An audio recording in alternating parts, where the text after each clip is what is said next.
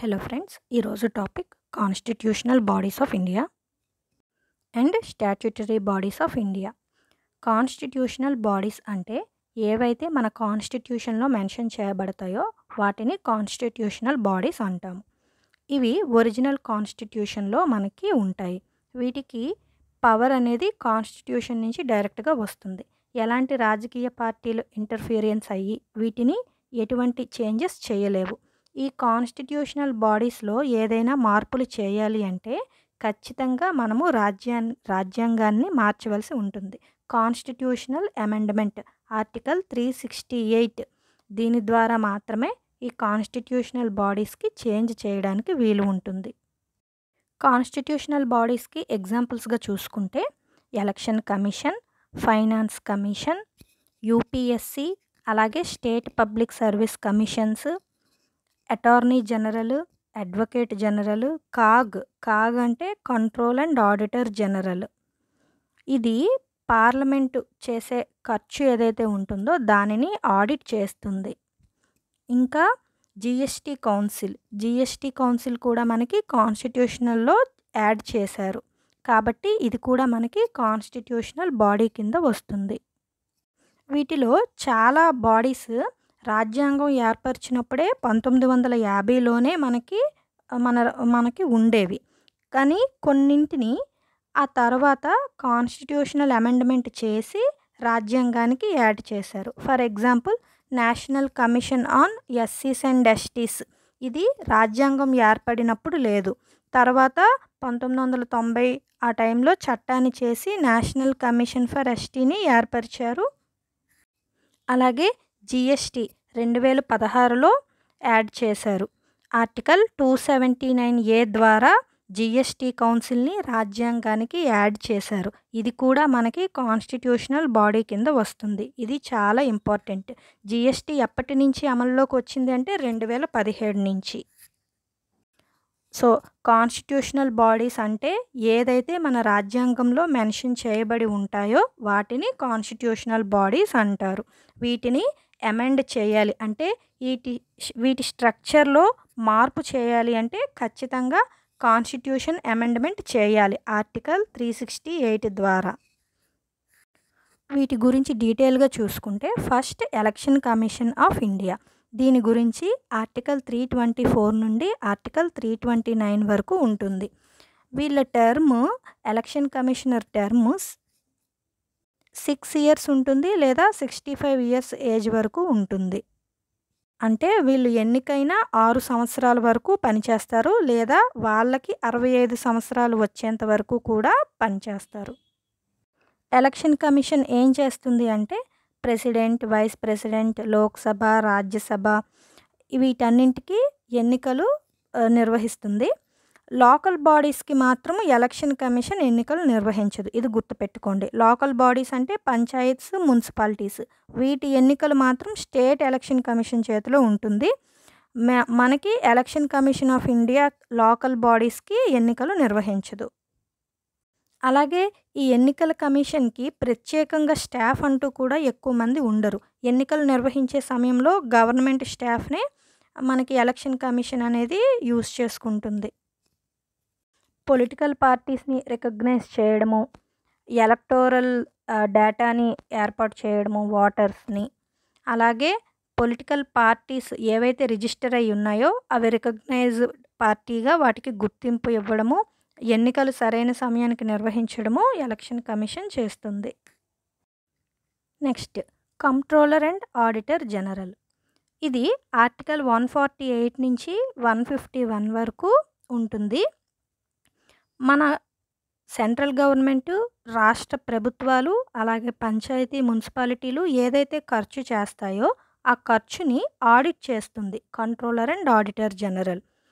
కాగ్గా ఎన్నికైన వారు వీళ్ళు కూడా 6 సంవత్సరాలు పదవీ కాలంలో ఉంటారు లేదా 65 సంవత్సరాలు వాళ్ళకి వచ్చినంత వరకు పదవీ కాలంలో ఉంటారు. కాగ్ అనే అతను మనకి సెంట్రల్ గవర్నమెంట్ ద్వారా డైరెక్ట్గా అపాయింట్ చేయబడతారు. కానీ కొన్ని వేరే కంట్రీస్లో ఈ వేరే ప్రాసెస్ ఉంటుంది. కాగ్ని చాలా స్ట్రిక్ట్గా ఉండేలా వాళ్ళు ఏర్పాటు చేసుకున్నారు. కానీ మన దేశంలో కాగ్కి అంత ఇంపార్టెన్స్ ఇవ్వరు. వాళ్ళు డైరెక్ట్‌గా సెంట్రల్ గవర్నమెంట్‌కి ఎవరికి నచ్చితే వాళ్ళని అపాయింట్ చేస్తారు ఆడిటర్‌గా. ఒక్కసారి కాగ్ అధికారిగా ఎన్నికైన వ్యక్తి మళ్ళీ ఏ గవర్నమెంట్ ఆఫీస్‌లో కూడా పదవిని స్వీకరించడానికి వీలు పడదు. అతని జీతము, అతని సర్వీస్ కండిషన్స్ ఇవన్నీ పార్లమెంటు నిర్ణయిస్తుంది ఎప్పటికప్పుడు. అలాగే అతనిని తీసివేయడం మాత్రం ప్రెసిడెంట్ తనకి నచ్చినప్పుడు అతనిని తీసివేస్తాడు. ఒకవేళ అతను సరిగ్గా పని చేయకపోయినా, అతని మీద ఏదైనా కేసెస్ ఫైల్ అయినా, కాన్స్టిట్యూషన్‌కి వ్యతిరేకంగా ఎటువంటి పనులు చేసినా అతనిని తీసేస్తారు. Next public service commission. ఇది ఆర్టికల్ 315 నుంచి ఆర్టికల్ 323 వరకు పార్ట్ 14లో ఉంటుంది. Public service commission appointing authority కాదు. ఇది కేవలము అభ్యర్థులను రికమెండ్ చేస్తుంది. వీళ్ళు సరైన అర్హత కలిగిన వారు అని. అపాయింట్ చేసేది మాత్రం మనకి ప్రెసిడెంట్. అతని ద్వారా అపాయింట్ చేస్తారు. ఇప్పుడు ఐఏఎస్ అధికారులు కానీ, యూపీఎస్సీ ద్వారా ఎన్నికైన ఎవరైనా కూడా మనకి ప్రెసిడెంట్ మాత్రమే అపాయింట్ చేస్తారు. అలాగే యూపీఎస్సీ లాగే స్టేట్ పబ్లిక్ సర్వీస్ కమిషన్ కూడా. మనకి జాయింట్ పబ్లిక్ సర్వీస్ కమిషన్ కూడా ఉంటుంది. 2 లేదా 3 రాష్ట్రాలు కలిపి మాకు జాయింట్ పబ్లిక్ సర్వీస్ కమిషన్ ఏర్పాటు చేయండి అంటే వాటికి కలిపి అలా ఒక జాయింట్ పబ్లిక్ సర్వీస్ కమిషన్ కూడా ఏర్పాటు చేయవచ్చు. యూపీఎస్సీ సభ్యుల పదవీ కాలము 6 సంవత్సరాలు ఉంటుంది, లేదా వాళ్ళకి 65 సంవత్సరాలు వచ్చినంత వరకు పనిచేయవచ్చు. కానీ state public service commission, joint public service commission వీళ్ళకి పదవీ కాలము 62 సంవత్సరాలు వచ్చినంత వరకు ఉంటుంది, లేదా 6 సంవత్సరాల వరకు ఉంటుంది. 62 సంవత్సరాల వరకు ఎందుకు అంటే, ఒకసారి స్టేట్ పబ్లిక్ సర్వీస్ కమిషన్లో రిటైర్ అయిన వ్యక్తి తర్వాత మళ్ళీ యూనియన్ పబ్లిక్ సర్వీస్ కమిషన్లో జాయిన్ అయ్యే అవకాశం ఉంటుంది. వీళ్ళు కేవలము యూపీఎస్సీలో మాత్రమే మెంబర్ అయ్యే అవకాశం ఉంటుంది. ఏ ఇతర పబ్లిక్ సర్వీస్ ఇంకా వేరే సంస్థలకి ఎంప్లాయీగా చేయడానికి వాళ్ళకి ఎలిజిబిలిటీ ఉండదు. యూపీఎస్సీ మెంబర్స్ వాళ్ళ యాన్యువల్ రిపోర్ట్ని ప్రెసిడెంట్కి సబ్మిట్ చేస్తే ప్రెసిడెంట్ దానిని పార్లమెంట్లో సబ్మిట్ చేస్తారు.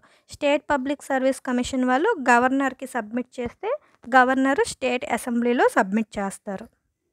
యూపీఎస్సీ సెలెక్ట్ చేసిన మెంబర్స్ని, క్యాండిడేట్స్ని ఎవరు అపాయింట్ చేస్తారు అంటే ministry of department of personal and training వీళ్ళు ఆ క్యాండిడేట్స్ని అపాయింట్ చేస్తారు. వీళ్ళని తీసివేసే హక్కు ప్రెసిడెంట్కి ఉంటుంది. అలాగే స్టేట్ పబ్లిక్ సర్వీస్ కమిషన్లో మెంబర్స్ ఎవరైతే ఉంటారో వాళ్ళు గవర్నర్ ద్వారా అపాయింట్ చేయబడతారు, కానీ తొలగించేటప్పుడు మాత్రం ప్రెసిడెంట్కి మాత్రమే ఆ అధికారం ఉంటుంది. ఫైనాన్స్ కమిషన్ మనకి ఆర్టికల్ 280 నుంచి 281 వరకు ఫైనాన్స్ కమిషన్ ఉంటుంది. ఈ finance commission tax distribution states మధ్య, యూనియన్ మధ్య, అలాగే రాష్ట్రాల మధ్య ఏ విధంగా ట్యాక్స్ని పంచాలి అనే విషయాన్ని ఫైనాన్స్ కమిషన్ నిర్ణయిస్తుంది. ప్రతి 5 సంవత్సరాలకి ఒకసారి ప్రెసిడెంట్ ఫైనాన్స్ కమిషన్ని ఏర్పాటు చేస్తారు. ఈ ఫైనాన్స్ కమిషన్ ఒక చైర్మన్ అండ్ ఇంకొక 4 అదర్ మెంబర్స్ ఉంటారు. పార్లమెంట్ ఈ చైర్మన్ ఇంకా మిగతా మెంబర్స్ యొక్క క్వాలిఫికేషన్ని ఎప్పటికప్పుడు నిర్ణయిస్తూ ఉంటుంది. పార్లమెంట్ కావాలి అనుకుంటే వాటిని మార్చే అధికారం ఉంది. ప్రస్తుతం మనకి 16వ ఫైనాన్స్ కమిషన్ ఉంది. దానికి చైర్మన్గా అరవింద్ పనగారియా గారు వ్యవహరిస్తున్నారు. ఇతను అంతకుముందు నీతి ఆయోగ్కి వైస్ చైర్మన్గా కూడా వ్యవహరించారు. ఈ ఫైనాన్స్ కమిషన్ తర్వాత అక్టోబర్ ఎండింగ్కి మనకి వార్తల్లో వచ్చే అవకాశం ఉంది, ఎందుకంటే రిపోర్ట్ని సబ్మిట్ చేస్తుంది కాబట్టి. Attorney general article 76. Attorney general post అనేది కాన్స్టిట్యూషనల్ పోస్ట్. ఇతను హైయెస్ట్ లీగల్ ఆఫీసర్, గవర్నమెంట్కి పనిచేస్తారు. ఇతను ప్రైవేట్ సంస్థలకు కూడా ప్రాక్టీస్ చేసుకోవచ్చు, లాయర్ కాబట్టి. కాకపోతే గవర్నమెంట్కి ఎగెనిస్ట్గా కేసెస్ వాదించకూడదు. ఇది గవర్నమెంట్ పోస్ట్ కాదు, కాన్స్టిట్యూషనల్ పోస్ట్. ఇతను ప్రైవేట్ సంస్థలకు కూడా వాదనలు వినిపించవచ్చు. ఈ పాయింట్ మనకి ఇంపార్టెంట్. అలాగే ఇతను పార్లమెంట్లో కూడా ఉండవచ్చు, కాకపోతే ఓటు వేసే అధికారం ఉండదు. పార్లమెంట్లో మాట్లాడే అధికారం కూడా అటార్నీ జనరల్కు ఉంటుంది. ఇతనిని ప్రెసిడెంట్ అపాయింట్ చేస్తారు. ఒక జడ్జికి ఎలాంటి క్వాలిఫికేషన్ అయితే ఉంటుందో ప్రెసిడెంట్ అటువంటి వ్యక్తిని మనకి అటార్నీ జనరల్‌గా అపాయింట్ చేస్తారు. సేమ్ జడ్జి క్వాలిఫికేషన్ ఉండే వ్యక్తిని. ఇతను ఇన్ని సంవత్సరాలు వర్క్ చేయాలి అలాంటిది ఏమీ ఉండదు. He works during pleasure of president. President ఎప్పుడు కావాలి అంటే అప్పుడు అటార్నీ జనరల్‌ని తొలగించవచ్చు. సెంట్రల్‌లో అయితే అటార్నీ జనరల్ ఉంటారు. స్టేట్‌లో అయితే మనకి అడ్వకేట్ జనరల్ ఉంటారు. ఆర్టికల్ 165. అడ్వకేట్ జనరల్‌ని గవర్నర్ అపాయింట్ చేస్తారు. అలాగే ఈ అడ్వకేట్ జనరల్ సాలరీ ఇటువంటి విషయాలు గవర్నరే నిర్ణయిస్తారు. నేషనల్ కమిషన్ ఫర్ ఎస్సీస్ ఇది ఆర్టికల్ 338 ద్వారా మనకి ఏర్పాటు అయ్యింది. అంతకుముందు మనకి ఎస్సీస్కి ఎస్టీస్కి ఒకే కమిషన్ ఉండేది. కానీ 2003లో వీటిని సెపరేట్ చేశారు. అప్పటి నుంచి నేషనల్ కమిషన్ ఫర్ ఎస్సీస్ వేరేగా, నేషనల్ కమిషన్ ఫర్ ఎస్టీస్ వేరేగా మనకి వర్క్ చేస్తున్నాయి. ఇక్కడ నేషనల్ కమిషన్ ఫర్ ఉమెన్ ఉంటుంది, నేషనల్ కమిషన్ ఫర్ మైనారిటీస్ ఉంటుంది, అలాగే హ్యూమన్ రైట్స్ కమిషన్ ఉంటుంది. ఇవేవి మనకి కాన్స్టిట్యూషనల్ బాడీస్ కాదు. ఇవి కేవలము స్టాట్యుటరీ బాడీస్. అంటే వీటికి చట్టపరమైన భద్రత ఉంటుంది కానీ రాజ్యాంగపరమైన భద్రత ఉండదు. నేషనల్ కమిషన్ ఫర్ ఎస్సీస్ అలాగే నేషనల్ కమిషన్ ఫర్ ఎస్టీ ఇది మనకి ఎగ్జామ్లో కొన్నిసార్లు ఇచ్చారు వీటి గురించి. ఇవి మనకి 1990లో 65వ కాన్స్టిట్యూషన్ అమెండ్మెంట్ ద్వారా రాజ్యాంగానికి యాడ్ చేశారు. అంతకుముందు రెండూ కలిపి ఒకే కమిషన్ కింద ఉండేవి. 2003లో 89వ రాజ్యాంగ సవరణ ద్వారా నేషనల్ కమిషన్ ఫర్ ఎస్టీని national commission for bodies separate చేశారు. ఇవి కూడా గవర్నమెంట్ ఆర్గనైజేషన్స్, కాకపోతే కాన్స్టిట్యూషనల్ బాడీ కాదు. వీటికి రాజ్యాంగమైన భద్రత ఉండదు. పార్లమెంటు చట్టం ద్వారా వీటిని ఏర్పాటు చేస్తారు. వీటిని మాడిఫై చేయాలి అంటే పార్లమెంట్లో ఒక బిల్లు ప్రవేశపెట్టి దానిని అందరూ యాక్సెప్ట్ చేస్తే ఈ బాడీలో మనము చేంజెస్ చేస్తారు. ఇది ఫ్లెక్సిబుల్. ఎప్పటికప్పుడు ఏమైనా మార్పులు కావాలి అంటే స్టాట్యుటరీ బాడీస్లో మార్పులు చేసుకోవచ్చు. స్టాట్యుటరీ బాడీస్ ఎగ్జాంపుల్ చూసుకుంటే Reserve Bank of India, SEBI, అలాగే national human rights commission, national green tribunal, central vigilance commission, ఇలా మనకి చాలా ఉంటాయి statutory bodies. National commission for women, అలాగే బీసీస్, మైనారిటీస్ ఇవి కూడా స్టాట్యుటరీ బాడీసే. కేవలము ఎస్సీ కమిషన్, ఎస్టీ కమిషన్ మాత్రమే మనకి కాన్స్టిట్యూషనల్ బాడీస్. ఇది చాలా ఇంపార్టెంట్ పాయింట్ ఫ్రెండ్స్. మనకి ఎగ్జామ్స్లో ఈ లిస్ట్ ఇచ్చి వీటిలో ఏది కాన్స్టిట్యూషనల్ బాడీ కాదు, వీటిలో ఏది స్టాట్యుటరీ బాడీ కాదు ఇలా అడిగే ఛాన్స్ ఉంటుంది. కాబట్టి వీటిని జాగ్రత్తగా గుర్తుపెట్టుకుంటే మనకి యూజ్ అవుతుంది.